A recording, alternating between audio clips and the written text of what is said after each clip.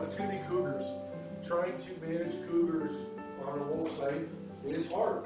And if you're like in the Drayton Valley Sundry area, you've got boatloads of cougars. I mean, it's basically inevitable. You're going to run into that problem. Okay, so we'll start with cougars, and then we'll start specifically with targeting, let's say, the wolves. If you've got a cut line like this,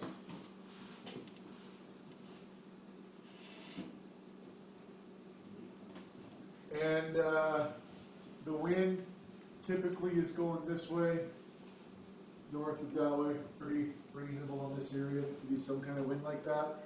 And you've got a big pile up here, a little opening, a little bog area, got your snares all along there. The cougar comes in and is a problem for this area. Or even in general, I like to try and get two sets working together. This is where we kind of talked about it yesterday, doing a lure, what's the term for that, Ken? Lure site? Lure versus bait. Yeah, there's a phrase for it, but I'm forgetting. Doesn't matter. Switching to lure is where you can be kind of target specific.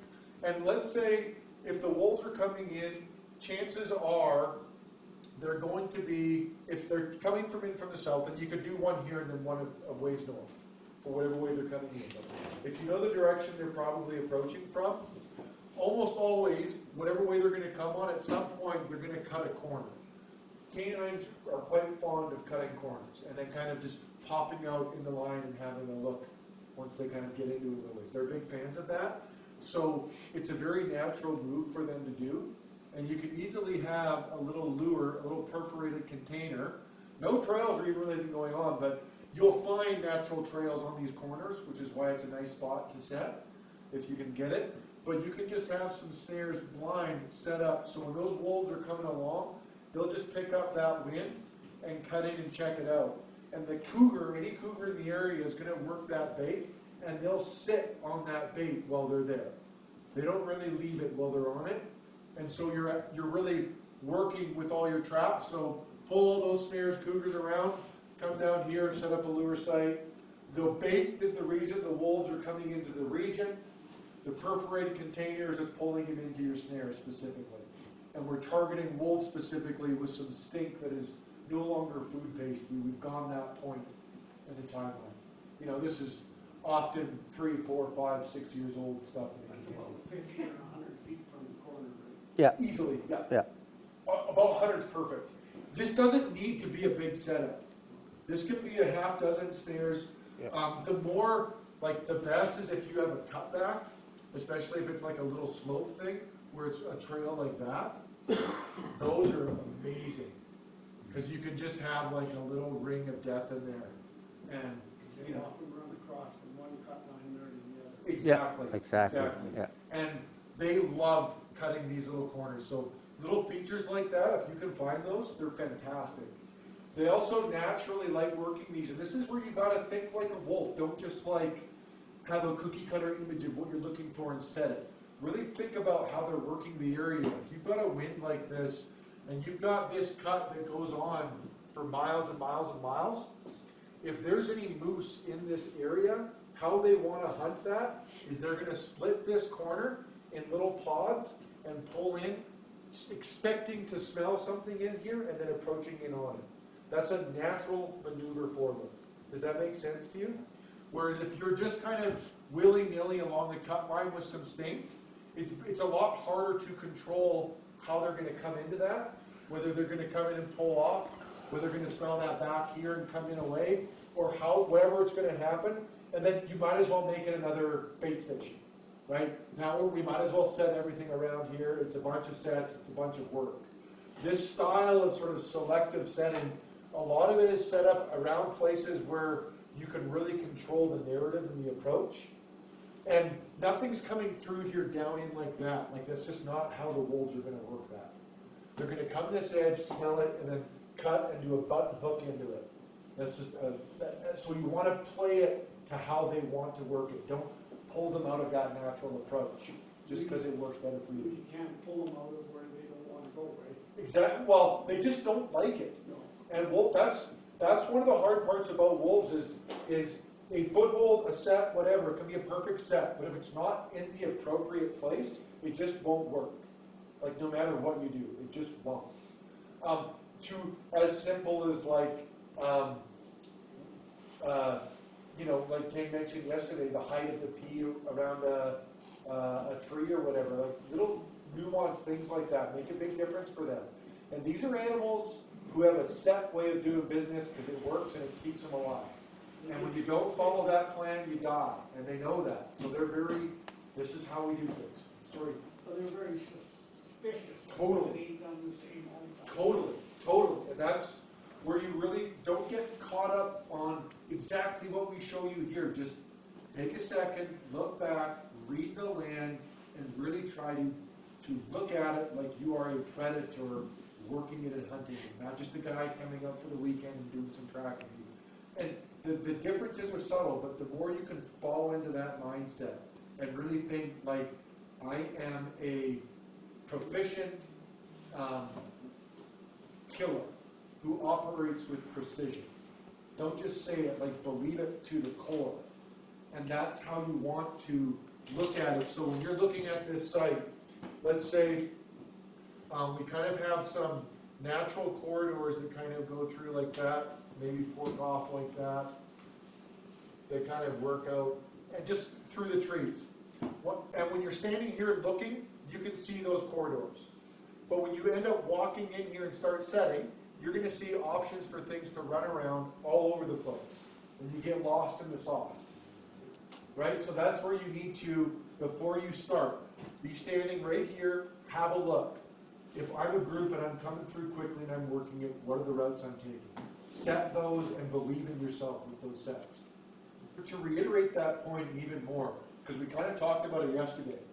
If our bait's up here, the moment though, like, if the wolves have worked it, they know they're going to the bait when they started their day. Yeah. Like, they're not willy-nilly out there and then, oh, the bait, and they go to it, right? Like, these are methodical creatures. They're not just arbitrarily wandering. There's a plan when they woke up that morning. Every day. That's how they are, okay? So, when they're coming along, they're investigating what are the other things checking out this bait as they're coming along. Are there any coyotes I need to go chase and kill? Which they'll just be happy to do so, right? Is there other wolves? Do I have a bear? Do I have a wolverine? Are there cougars? Right? There's potential hazards and things they have to chase off. So their mind, even when they're down here, you know, their mind is still thinking about things up there. All right? They're traveling quicker. Their focus is further ahead. It's not immediately around them. So the rate at which they're going to pass through a snare down here is typically going to be quicker, and it's going to be done with less caution because they're not, they know the problem's up there. It's not here, right? They're going to slow up around here. And if they're cutting this corner and coming in, once they start getting into this area, they're going to slow down and they'll even actually fan out a little bit and pick up some wind and kind of have a couple approaches in like that. And they're looking in their immediate surroundings, they're focusing, and they're figuring out what all's there, are there any problems. If you are setting in around here for them, you are setting with their focus right in their immediate surroundings, where your snare is, at a lower rate of travel. That's one of the big philosophies around have that confidence and learn how to get these things further back from your bait. And specifically because when they woke up, they were planning on going to your bait on the day they went there, right? So you should be able to figure out this track a long ways away where they're coming in. So what I want to talk about is you're going to have a route in and out, and then once you get to your bait, you're typically hopping out right here, dropping off your bait. Sometimes you could drive out and start your walk out here. With wolves, it's typically going to be the case because you want to be quite a bit further away, whereas you could start your walk right here with coyotes, 40, 50 yards out is fine. You can do that all day long with coyotes. I like to be about 100 or so with everything, but that's up to you, up to the site, depends what it's dictated. In any case, you're going to come out, you're going to come along, and you're just going to hop out and start walking. With coyotes, you're typically going to get much more of a wagon wheel effect And it's not the same coyotes, it's usually a couple of coyotes coming in from a direction, working it, and then exiting often kind of the general way they came in. It may be a loop they're doing, but you're gonna find that like, when you catch a few coyotes in this area, that trail kind of goes dull, but other ones are still producing with coyotes, and so you're kind of getting that more sporadic, just coming in and getting the bait and then exiting. And if you're coming out and doing your loop, all you're doing, we'll do one more trail like that. That's more than one trail. Well, that's more realistic. So you're basically gonna eyeball as much as you can, and when you are setting up bait sites, don't wander like this. You need to plant your feet and look. You wanna do minimal disturbance, and every time you step, it's just clean, simple steps. Or if you are gonna make a trail, make it one they're gonna use. Ken talked about even dragging something behind him. You can drag a skimmer, whatever, keep your feet close together. But if they're individual kind of semi-sloppy steps, when they freeze in, it's all lumpy and awkward for them to run down. They don't like it, but it's obvious disturbance. So either make a clearly designated trail or minimal as much as you can be. One or the other. Don't be in between on that. Okay? When you're coming off, you're looking, you're eyeballing. I've got sets here. I can see some pinch points. I want to try and work in unison. I can see I've got a good triple here, so I'm going to come up, do my set, take a step over, do a set, step over. Don't walk along the trail, cross the trail. They don't really like it when other animals start paralleling their trail. It just kind of off-puts them sometimes. Sometimes they don't care, but you'll see what I mean. Once in a while, it just throws them. And keep going, and you just work your way around. And you just basically do your loop. Just like that. Every one of those gets a flag, and you just do your thing. It's easy business. That's typically how it's going to work for coyotes. Wolves, you're going to find, are a little bit different in that it's not a bunch of wolves coming in from everywhere. They usually kind of come in off one corner and maybe exit another corner, but it's like much more like we approach from one direction and we kind of leave from another. Okay? That's the overall kind of approach. So, instead of this, just a big cluster all around it, what you can do, it's just, I find there's just so much work, it turns out I didn't need to do every time I do that style with wolves. So, you can set it as if they haven't hit the bait yet. You can do virgin trails, make your own, or if it's something you've worked for years, you know the typical trails, set up right away. Or you can have them hit the bait once, establish some trails, then set off those. But in any case, I want to start right now with we have some trails to work with, pre-existing, in either case. Wolves, typically, if we're kind of going off the same build, you're going to kind of see them come in, fan out, and then kind of approach. And it'll kind of look a little bit like that, and you don't get a lot more. Then once they're there, depending on the amount of bait and how they're feeding, you're going to get the dominant ones eating first. They don't do the whole, you're my child, you eat first. No, it's not that much left. They're going to eat till they're not hungry, then the little ones get to eat. While the little ones are waiting, and they don't always wait, probably more dictated by the amount of bait, I would say, but while they're waiting, you'll get these random little kind of dead-end trails. That's the younger ones just farting around doing nothing, okay? Then when they leave, if they know they have a route they're going away, they'll typically go away. If they're working the bait and sticking around, I find more often they're going back the way they came and they'll just have their little in and out. That's, if you've got that, catch them on that in and out downhill. But let's say we don't have that. We've got them around here. You can totally set up all of these trails, and there's no reason why you shouldn't. I would. But the chances of getting all the wolves on just those trails is fairly slim. Because once you catch one, the business has kind of changed. All right? And when they're coming in, usually, once mom and dad have cleared the scene, the pups will be the first ones running in right away. And if you catch a pup right away, you'll have a hard time getting the rest because mom or dad we might even wrangle them up and just take them off. They'll just pull out, so you'll get one and done, okay? So you can totally set these like this. That's one thing you risk, is if you get the lead one in, it's a younger one, then the rest just take off on you if they don't commit to the bait, okay? There's two ways around that. The first is let them come into the bait. Don't set those ones, okay? Once they're on the bait, you can, and you can even have little bits of bait or pee or smell up there. If you set these ones instead and get a younger one out of sight, tucked in around the bait, you're going to create a ruckus in the bush once they're settled at the bait site. That ruckus in the bush requires a response from the other wolves.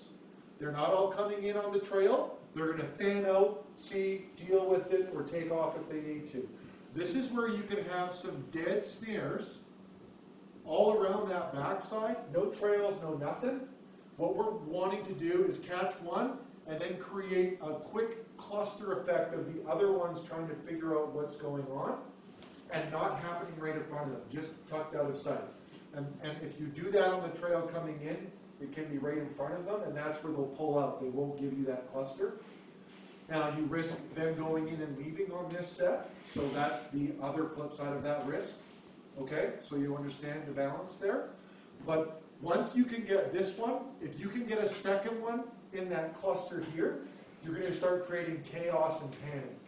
That's where you'll start, where's the fight, what's going on, we just lost Mom, we just lost Johnny, and now you'll get even more of a cluster, start picking them off more. You want to get the panic and the manic state getting induced. That's how you start really picking off multiples. Okay? That makes sense to everybody?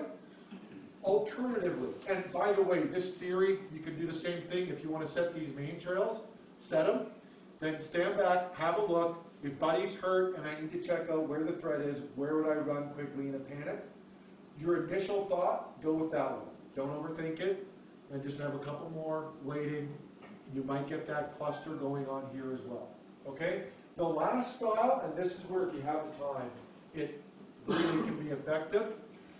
Don't have all these like that, and instead change that to a foothold. Don't kill the one on the trail. Just pin it there alive. When you use the foothold, you'll get the other ones to stick around a bit longer because it's not dead and it's even semi-mobile. If you can anchor it, great. Often we're frozen, we're going to drags. Normally, if it's a good drag, they're snagging up pretty quickly in this area. And same thing, just have dud snares around that foothold. Duncan, are you setting this bait up weeks in advance of putting snares out, just so you get those, the trails and get the wolves? We do because we'll also trail cam them for cougars and bears because of where we are trapping specifically. So I do play it safe with them. But if you're in an area that you've been working, you know it, you've been at it for a few years, you know the hot spots, set it cold. Like get the bait out and just set it. And often wolves, if you didn't get them all or they've got some history with trapping, that first visit is the only real good chance you're going to get on them. And after that, they've kind of like wised up and, oh, I know this deal, and it's just not the same after that. So you don't, there's not a right answer there. You just have to understand that trying to be patient with them is not always the right move. Sometimes it is. Certainly, in the case if you've got grizzlies, you need to wait for them to go down. And there's no scenario where you snaring a grizzly works out well for you. It just doesn't. It's always bad. So that's why we play that safe. But the other one on top of that is once you start that bait, you can't let it die out. That's a really big no-no with bait piles. You've got to keep those active once they start. Right? Sometimes they come back, they think it's all exciting and good, and there's no food. They're like, well, F this spot, I'm never coming back, right? They just get like that sometimes. So how long will they hang out there after rebaiting? Like once they came in, and like they And like ate it, and then you everything. came in and They're gone when the food's gone. Oh, okay. Yeah. So they don't hang around there for quite a while if you have lots of bait. Usually you can get them around a few days. Oh, okay. So you'll, like with footholding, you'll know when they're on the bait site or in the area, get the footholds out. When they're gone, they're nowhere around, there's no point checking footholds every other day, because they're at the other end of the line. You'll have an idea, certainly as the years go by, typically what that loop looks like, the timeline, 2 week, 1 month, month and a half loop, whatever it is.